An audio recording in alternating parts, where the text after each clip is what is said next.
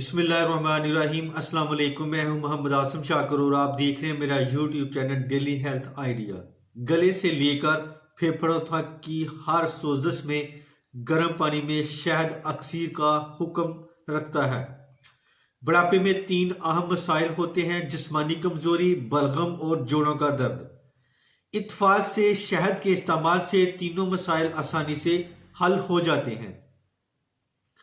کھانسی اور گلے کی سوزش میں اگرچہ شہد کے غرارے سے بھی مفید ہے، مگر ایک کام کی چیز کو ضائع کرنے کے بجائے اسے گرم گرم اور گھونٹ گھونٹ پیا جائے تو نالیوں کی آخری سرے تک اثر انداز ہوتا ہے۔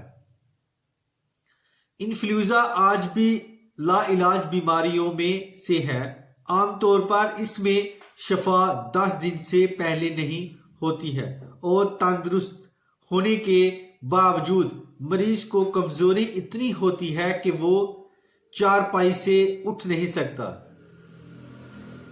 ایسے مریضوں کو علالت کے دوران جب 1 سے 2 بڑے چمچے شہد دن میں 3 سے 4 مرتبہ پلایا گیا تو عرصہ علالت سمٹ کر 3 سے 4 دن رہ گئے اور تندرستی کے بعد کمزوری بالکل نہ ہوئی۔